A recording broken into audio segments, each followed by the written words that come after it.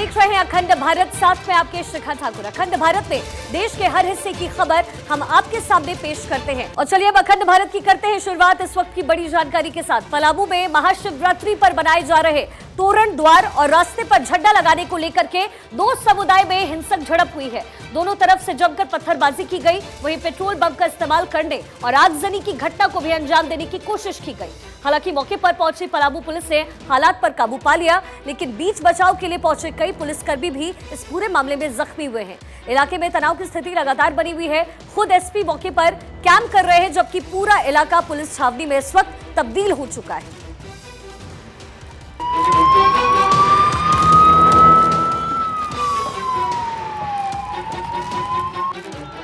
पलामू के पांकी में दो समुदायों के बीच छिड़े संग्राम की इन तस्वीरों ने हंगामा खड़ा कर दिया।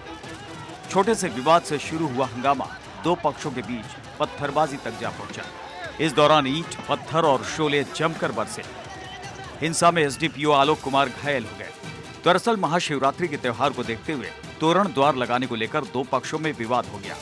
खबर है कि रास्ते में झंडे लगाने का कुछ लोग विरोध कर रहे थे। इसी बात को लेकर दोनों पक्षों के बीच तनाव इतना ज्यादा बढ़ गया कि झड़प शुरू हो गई।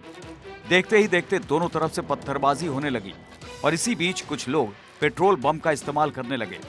इस हिंसक झड़प के बीच पुलिस टीम बीच बचाव करने पहुंची। इसमें पुलिस टीम के कई जवान जख्मी हो गए।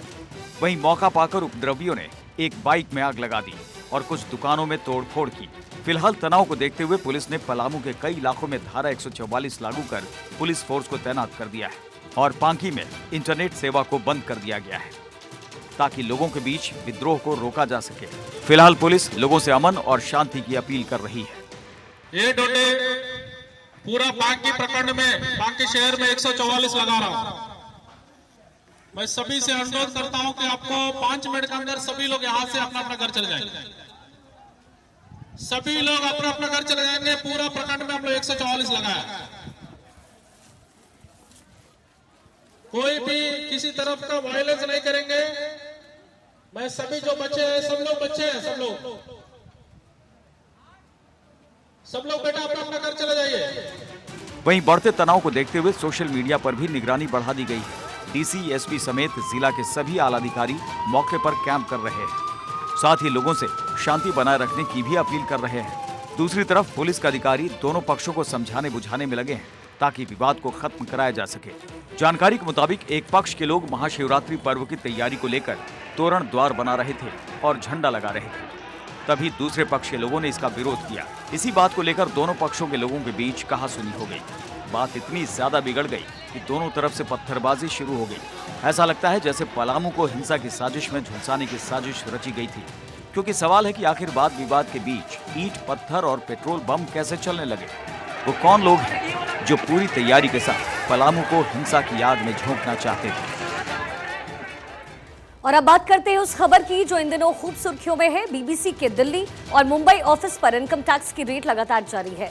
इनकम टैक्स ने इंटरनेशनल टैक्स में गड़बड़ी को लेकर के बीबीसी पर छापेमारी की।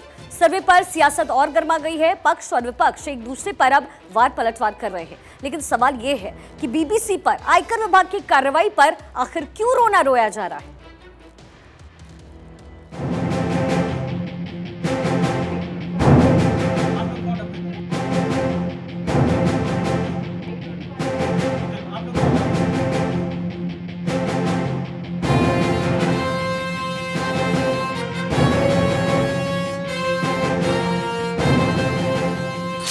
बीबीसी ने छिपाया, आईटी ने पता लगाया।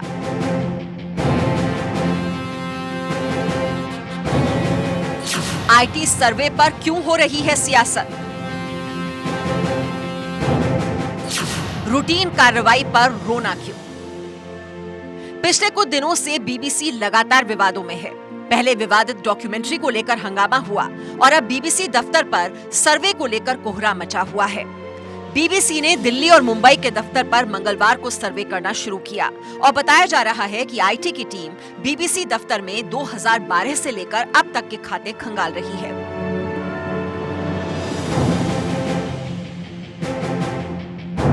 आयकर टीम की रेड पर बीबीसी ने कहा है कि वो जांच में पूरा सहयोग कर रही है और उम्मीद है इस मामले को जल्द से जल्द सुलझा लिया जाएगा। सर्वे बीबीसी के दफ्तर में हुआ, लेकिन टेंशन में कई सियासी पार्टियां हैं। कांग्रेस तो इसे अघोषित आपातकाल बता रही है।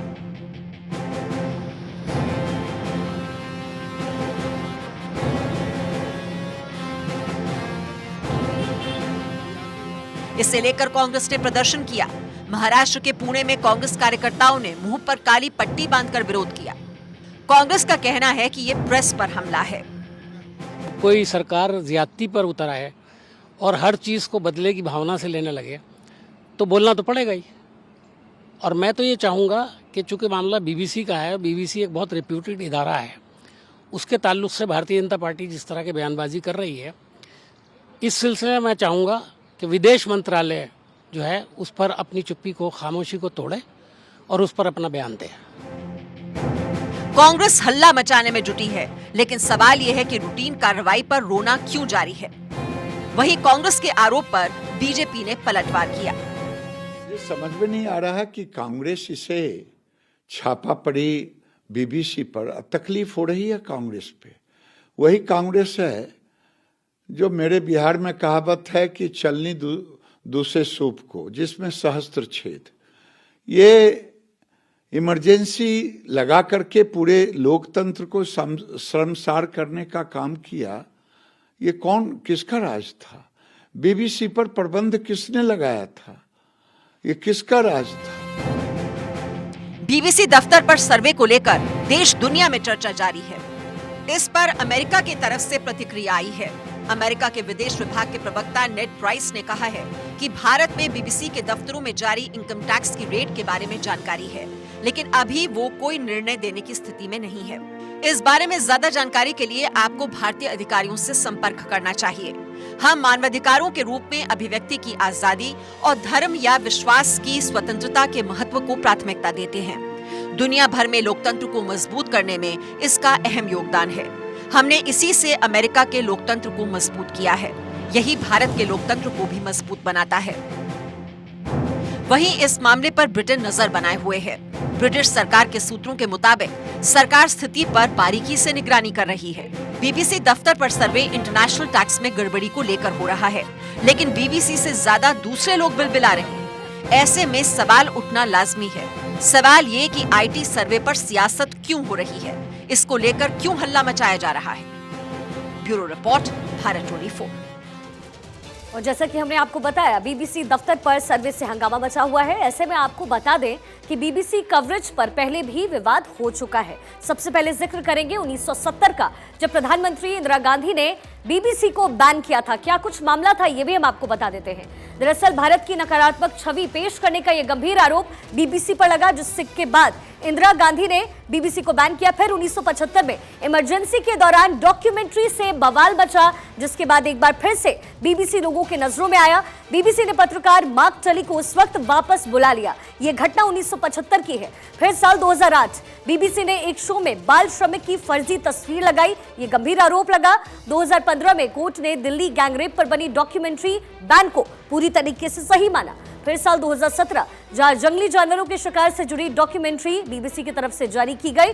देश की इमेज पर गहरा असर पड़ने से बीबीसी पर उस वक्त बैन लगाया गया था। तो बीबीसी कवरेज पर पहले भी विवाद ऐसा हो चुका है और एक बार फिर से बीबीसी लोगों की नजरों में है। और चलिए अब खबरों के सिलसिले में आगे बढ़ते हैं। देखिए, दुनिया भर में पीएम मोदी का रुतबा दिन प्रतिदिन बढ़ता जा रहा है। दुनिया के नेता पीएम मोदी पर काफी भरोसा करने लगे हैं। रूस यूक्रेन जंग का 1 साल होने वाला है और युद्ध खत्म होता नहीं नजर आ रहा। ऐसे में अमेरिका के बाद अब फ्रांस ने कहा है कि पीएम मोदी जंग पर ब्रेक लगवा सकते हैं। फ्रांस के राष्ट्रपति इमैनुअल मैक्रों ने कहा कि नरेंद्र मोदी दुनिया को एकजुट कर सकते हैं। यह संभव है।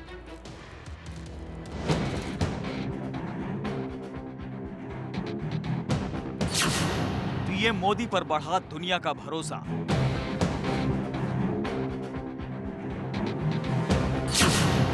मोदी की तरफ देख रहे विश्व के नेता।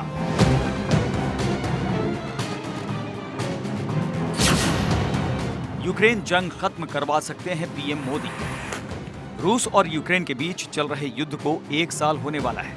अब तक किसी भी पक्ष ने पीछे हटना स्वीकार नहीं किया है। दोनों देशों में युद्ध की वजह से दुनिया भर का माहौल बिगड़ा हुआ है। ऐसे में अब दुनिया भर के नेताओं की नजर प्रधानमंत्री नरेंद्र मोदी पर है। दुनिया को लग रहा है कि जंग खत्म करवाने में पीएम मोदी अहम भूमिका निभा सकते हैं। यही वजह है कि दुनिया के कई देश पीएम मोदी की तरफ देख रहे हैं। पीएम मोदी की तारीफ करने में दुनिया के नेताओं की फहरिस्त बढ़ती जा रही है। अब इसमें नया नाम जुड़ गया है फ्रांस के राष्ट्रपति इमैनुअल मैक्रोन का। मैक्रोन ने पीएम मोदी के पक्ष में जमकर कसीदे गढ़े और कहा कि दुनिया को एकजुट करने में नरेंद्र मोदी अहम रोल निभा सकते हैं। दरअसल एयर इंडिया और एयरबस के बीच 250 विमानों के खरीद समझौते के लिए कार्यक्रम हुआ था और इसी दौरान पीएम मोदी और मैक्रोन वर्चुअली जुड़े हुए थे। इसी दौरान फ्रांस के राष्ट्रपति ने कहा कि हम यूक्रेन पर रूसी हमले के साथ एक कठिन दौर में भारत की G20 अध्यक्षता की सफलता के लिए काम कर रहे हैं। भारत आपके नेतृत्व में पूरी दुनिया को प्रेरित करने और हमारे सामने मौजूद गंभीर मुद्दे को हल करने में मदद कर सकता है।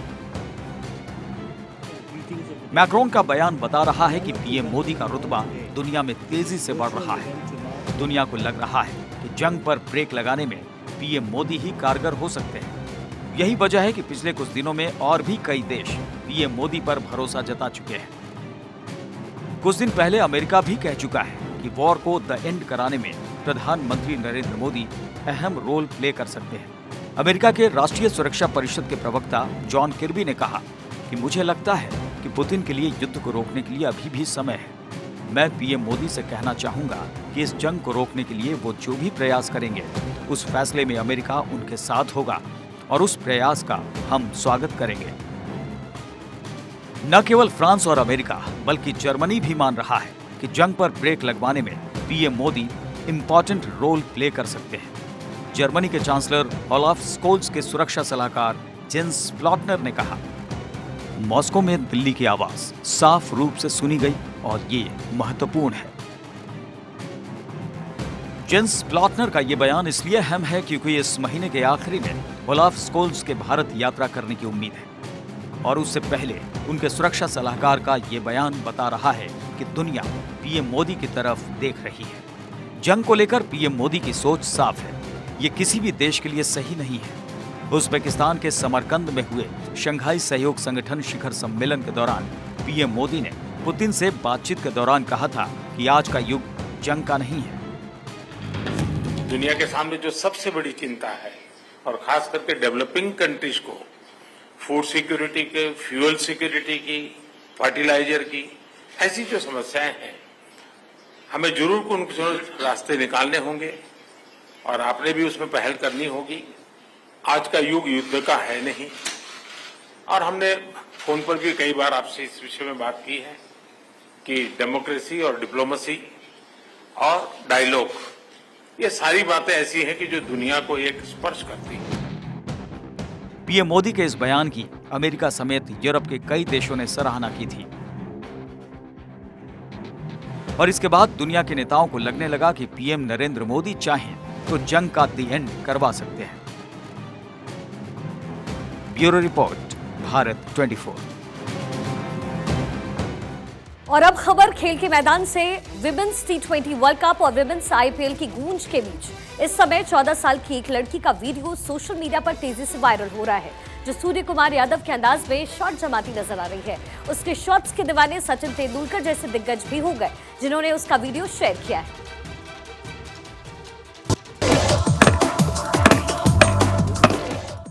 मिस्टर 360 डिग्री यानी अपने सूर्य कुमार यादव के अंदाज में, और वो भी तपती रेत पर चौके छक्के उड़ा रही लड़की आज सोशल मीडिया की सनसनी बन चुकी है, जिसके कायल क्रिकेट के भगवान कहे जाने वाले सचिन तेंदुलकर भी हो चुके हैं। महिला IPL के अगले दिन ट्वीट करते हुए सचिन तेंदुलकर ने मूमल मेहर नाम की इस लड़की का वीडियो शेयर करते हुए लिखा, कल ही तो नीलामी हुई और आज मैच भी शुरू, क्या बात है, आपकी बल्लेबाजी देखकर मजा आ गया। मूमल राजस्थान के बाड़मेर जिले की रहने वाली है, जिसके पिता सामान्य किसान हैं और मां गृहिणी है। गरीबी से जूझने के बावजूद मूमल में बल्लेबाजी की अद्भुत प्रतिभा है। उसकी प्रतिभा को उसके भाई रोशन खान ने निखारने की कोशिश की, जो कोच की भूमिका भी निभाते हैं। मूमल पढ़ाई में भी काफी तेज है और सरकारी स्कूल में पढ़ाई करने के साथ साथ अपना सोशल मीडिया अकाउंट भी खुद ऑपरेट करती है। मूमल ने सोशल मीडिया पर एक पोस्ट शेयर की थी जिसमें क्रिकेट किट की जरूरत के बारे में लिखा था। ये बात बीजेपी प्रदेश अध्यक्ष सतीश पुनिया तक पहुंचने पर उन्होंने मूमल के लिए किट भिजवा दी। रोशन भाई ने बात की, मेरे भाणेज ने, कि मूल 80 खेल रही है, और मैंने कोच कराया, मैं खिला रहा हूँ, आगे खेलेगी बच्ची, बढ़िया है, गांव का नाम रोशन होगा। नहीं तो अब दौराव के अंदर बैठे हैं, किसान है, खेती का काम करते हैं।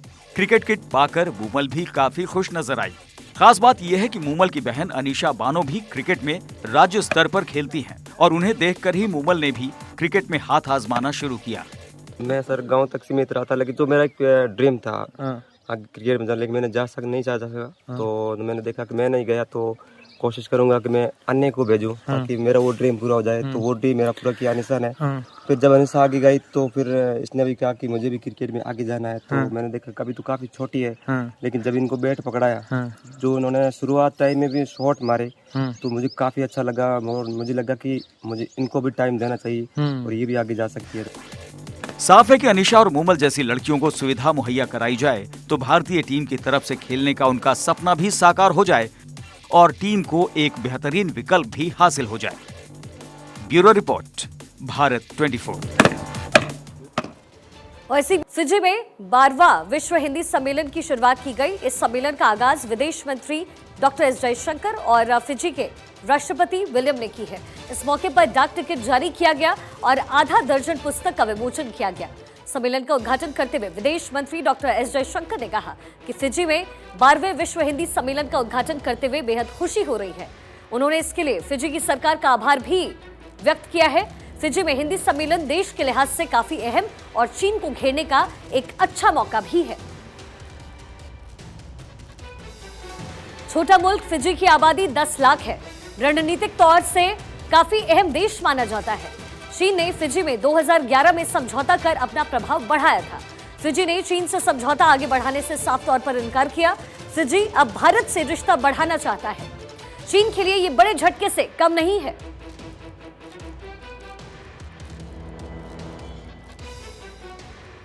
फिजी में विश्व हिंदी सम्मेलन का आयोजन किया गया और इस मौके पर डॉक्टर एस जयशंकर वहां पहुंचे। चीन की परेशानी लगातार फिजी और भारत का भाईचारा बढ़ा रहा है। ये तस्वीरें फिजी से। फिजी में विश्व हिंदी सम्मेलन का कार्यक्रम रखा गया।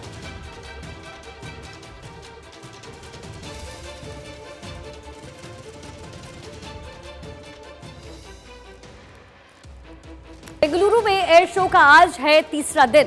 इसमें भारत अपना दमखम इस वक्त दिखा रहा है। आत्मनिर्भर भारत की तस्वीर और मिसाल पेश की जा रही है। एयर शो में भारतीय फाइटर जेट को डिस्प्ले किया गया, जिसमें अगले कुछ सालों में बनकर तैयार होने वाले बेहतरीन और घातक एयरक्राफ्ट शामिल हैं। प्रदर्शनी में भारत ने 5th जनरेशन तक के विमानों को दिखाया है। साफ है कि भारत स्वदेशी हथियार और विमानों को बनाने में पूरी ताकत से जुटा हुआ है, ताकि दुश्मन को करारा जवाब देने के साथ साथ दुनिया के हथियार बाजार में अपना दबदबा कायम कर सके।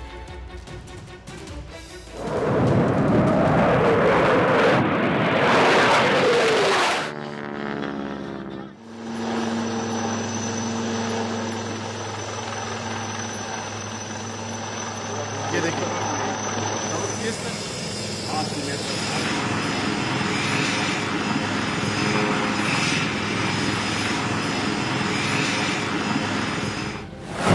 एयर शो में आत्मनिर्भर भारत की धूम। आसमान में वायुवीरों का शक्ति प्रदर्शन। भारत का जोर, दुनिया मांगे मोर। बेंगलुरु में 14वां एरो इंडिया शो चल रहा है। एयर शो में आत्मनिर्भर भारत की तस्वीर दिख रही है। हिंदुस्तान के वायुवीर हवाई सुरक्षा में आत्मनिर्भर भारत की मिसाल पेश कर रहे हैं। एयर शो की थीम है runway to a billion opportunities, यानी 1 अरब अवसरों के लिए रनवे। 17 फरवरी तक चलने वाला ये शो एशिया का सबसे बड़ा एयर शो तो है ही, साथ ही ये उन तमाम रक्षा कंपनियों के लिए अवसर है जो अपने डिफेंस प्रोडक्ट्स भारत में बेचना चाहती हैं। रक्षा क्षेत्र में आत्मनिर्भरता बढ़ा रहा भारत अब एक प्रमुख डिफेंस एक्सपोर्टर के रूप में उभर रहा है। भारत में बने रक्षा उत्पादों की मांग पूरी दुनिया में बढ़ रही है। लाइट कॉम्बैट एयरक्राफ्ट तेजस की मांग काफी ज्यादा है। तेजस को हिंदुस्तान एरोनॉटिक्स लिमिटेड यानी HAL ने डेवलप किया। आसमान में इसकी तेजी देखते ही बनती है। एयर शो में जब तेजस ने अपना करतब दिखाया तो लोग देखते ही रह गए। तेजस के करतब ने लोगों को हैरान कर दिया। उसके मल्टी रोल देखकर पीएम मोदी ने भी स्वदेशी तेजस की काफी प्रशंसा की। हमारे यहाँ कहा जाता है प्रत्यक्षम किम प्रमाणम, अर्थात प्रत्यक्ष को प्रमाण की आवश्यकता नहीं होती। आज भारत की संभावनाओं का, भारत के सामर्थ्य का प्रमाण हमारी सफलताएं दे रही है। आज आकाश में गर्जना करते Tejas fighter planes make in India के सामर्थ्य का प्रमाण है। आज हिंद महासागर में मुस्तैद aircraft carrier INS Vikrant make in India के विस्तार का प्रमाण है।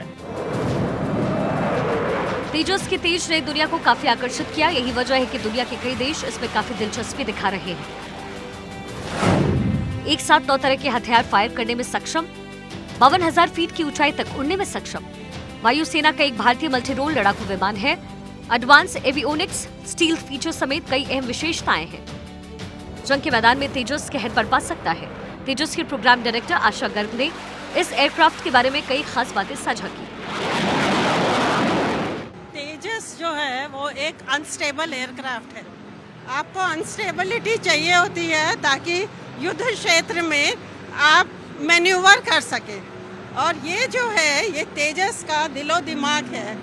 ये उस अनस्टेबल एयरक्राफ्ट को स्टेबलाइज करता है ताकि जो हमारा पायलट है वो पूरा लड़ाई पे फोकस कर सके, और ये computer will make him safe while he is flying. तो वो पूरा फ्लाइट के दौरान सेफ्टी का ख्याल ये कंप्यूटर रखता है। इट हैज एडवांस्ड एल्गोरिथम्स जिसकी वजह से वो पायलट को एनवेलप के बाहर नहीं जाने देगा। तो पायलट का जो पूरा ध्यान है वो कॉम्बैट की तरफ रहना चाहिए। इसीलिए इस कंप्यूटर में हमने ऑटो पायलट जैसे मोड्स डाले हैं जो कि ऑटोमेटिकली इसको फ्लाई करता है। एयर शो में एलसीएच प्रचंड ने भी अपना जलवा बिखेरा। प्रचंड हल्का लड़ाकू हेलीकॉप्टर है जिसे एचएएल ने तैयार किया है। प्रचंड एक multi role light attack helicopter है। ट्रायल के दौरान इस हेलीकॉप्टर को सियाचिन में लैंड करवाया गया। सियाचिन में लैंड करने वाला दुनिया का पहला अटैक हेलीकॉप्टर है। 5.8 टन वजनी इस हेलीकॉप्टर में डबल इंजन है। ऊंचे इलाकों में दुश्मन के टैंक, बंकर, ड्रोन और दूसरे सैन्य हथियारों को तबाह करने में सक्षम है। दुश्मनों को हर मोर्चे पर मात देने के लिए भारत अपनी सैन्य क्षमता को लगातार मजबूत करने में जुटा है। देश में मिसाइल, युद्धपोत, आधुनिक उपकरणों से लेकर आधुनिक फाइटर जेट का विकास लगातार जारी है।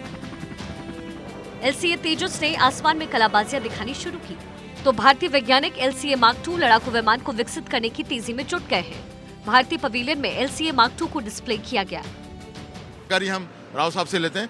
राव साहब, पहली बात बताइए कि ये जो एलसीए जो आप जिसके प्रोजेक्ट डायरेक्टर हैं, इसकी खूबियां बताइए और अभी एयरफोर्स के लिए कितना इम्पोर्टेंट है ये। This is Tejas is a aircraft which is a replacement for MiG-21, whereas LC Air Force Mark II is a replacement for Mirage, Jaguar, MiG-29 class of aircrafts. It is a very important because we have a quite lot of squadrons are there in Air Force which need to be replaced shortly. That is the reason the LC Air Force Mark II development plays a very vital role strengthening the Air Force squadrons in the country.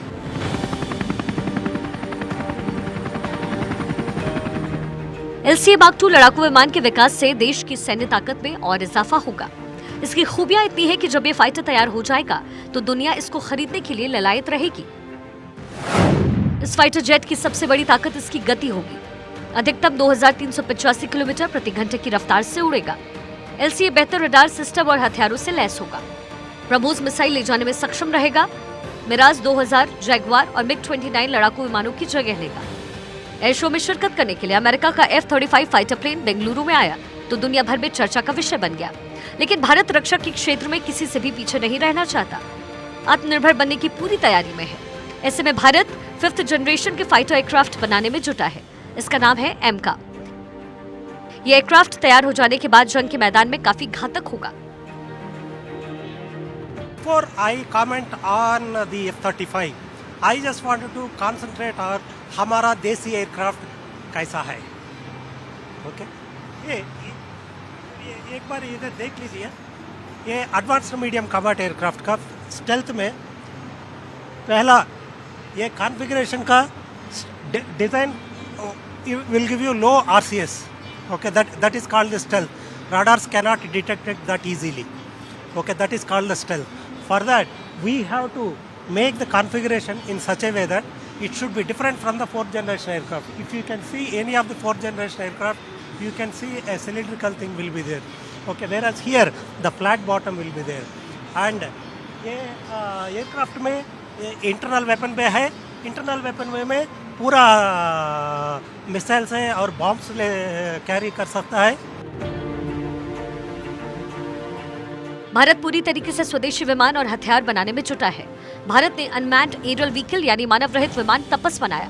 बिना pilot के उड़ने वाले विमानों की development की दिशा में ये एक मील का पत्थर है. स्वदेशी ड्रोन की खूबियां इतनी है कि दुश्मन भी पानी भरेंगे. 350 किलोग्राम के पेलोड के साथ उड़ान भर सकता है. 9.5 मीटर लंबा और 20.6 मीटर चौड़ा है. इसका वजन 1800 किलोग्राम है. 1000 किलोमीटर की रेंज में निगरानी और हमला करने में सक्षम. 224 किलोमीटर प्रति घंटे की स्पीड से उड़ सकता है. 35,000 फीट की ऊंचाई पर 24 घंटे उड़ सकता है. विदेशों से खरीदे गए ड्रोन से तकरीबन 8 गुना सस्ता है. एडी के द्वारा बनाया गया जो डीआरडीओ की लैब है उसके द्वारा बनाया गया बहुत ही बेहतरीन मेल यूएवी है. मेल यूएवी मतलब मीडियम एल्टीट्यूड लॉन्ग एंड्योरेंस. इसका ये 30,000 फीट तक ऑपरेशनली फ्लाई कर सकती है और इसका ऑपरेशनल सीलिंग है 32,000 फीट. 24 आवर्स तक इसका एंड्योरेंस है. हम लोगों ने इसको 18 आवर्स प्लस तक उड़ा के देख चुका है और ये अपना मिशन कम्प्लीटली सक्सेसफुली करके वापस आई हुई थी. और इसमें जो है कि एटॉल है. एटॉल मतलब automatic take off and landing. Total autonomous है. ये वे पॉइंट नेविगेशन के थ्रू जाती है और जहां भी आप सेट करके रखेंगे वो अपना मिशन कंप्लीट करके आ जाएगी. भारत आत्मनिर्भर बनने में जुटा है. रक्षा क्षेत्र के कई सामान का निर्माण भारत कर चुका है और कईयों की तैयारी में जुटा है. साफ है कि भारत किसी भी देश से पीछे रहने वाला नहीं है. आत्मनिर्भर बनने की दौड़ में वो कितना आगे पहुंच चुका है ये इसी बात से समझा जा सकता है कि आर्मी चीफ मनोज पांडे ने एयर शो के दौरान दावा किया कि भारत अगले 8 से 10 साल में पूरी तरीके से स्वदेशी हथियारों के साथ जंग के मैदान में उतरेगा. एमका जो है दुनिया के उन तमाम एयरक्राफ्ट्स को जिस पर अभी दुनिया भले ही चर्चा कर रही हो, लेकिन अगले कुछ सालों में ये जो एयरक्राफ्ट है जो मेरे आप पीछे देख रहे हैं एमका, ये कई साइंटिस्टों की मेहनत के बाद हमारे सामने होगा. और सबसे बात यह है कि अंतर्राष्ट्रीय बाजार में जो इसकी कीमत होगी, जो बहुत बहुत बड़ी बात है कि वो दुनिया के दूसरे फाइटर एयरक्राफ्ट से सस्ता होगा. और सबसे खास बात हमारे अपने वैज्ञानिकों की उनकी मेहनत है. सब कुछ इंडिजिनियस है. यानी आत्म भारत निर्भर का सबसे बड़ा एक और अभी हम तेजस को लेकर अपना सर गर्व से ऊपर रखते हैं दुनिया में, उसको भी पीछे छोड़ते हुए एमका जल्द ही हमारे सामने होगा. कैमरामैन मोहित के साथ प्रमोद राघवन, भारत 24, बेंगलुरु. पड़ोसी मुल्क चीन को भारत ने एक बार फिर से नसीहत दी है. रक्षा मंत्री राजनाथ सिंह ने बेंगलुरु में दुनिया के कई देशों के डिफेंस मिनिस्टर के सामने इशारों में कहा कि सहायता चाहने वाले देशों को भारत उपदेश देने में विश्वास नहीं करता.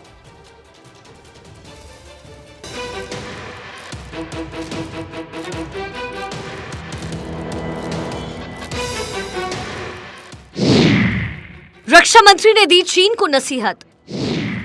मदद मांगने वालों को भारत उपदेश नहीं देता.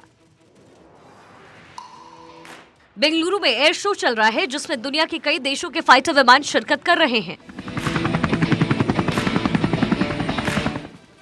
कलाबाजियां कर रहे हैं. एयरक्राफ्ट की ताकत दिखाई जा रही है.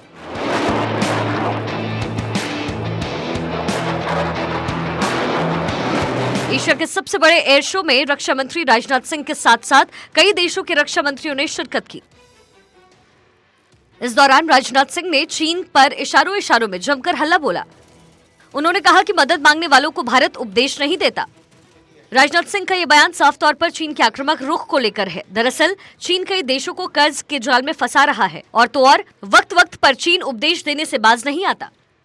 राजनाथ सिंह ने जब ये बात कही तब उस वक्त 30 देशों के रक्षा और उप रक्षा मंत्रियों, 15 रक्षा और सेवा प्रमुखों के साथ कई देशों के 160 से अधिक प्रतिनिधियों ने भाग लिया. राजनाथ सिंह ने बता दिया कि चीन पर भरोसा नहीं किया जा सकता. Bureau report, Bharat 24.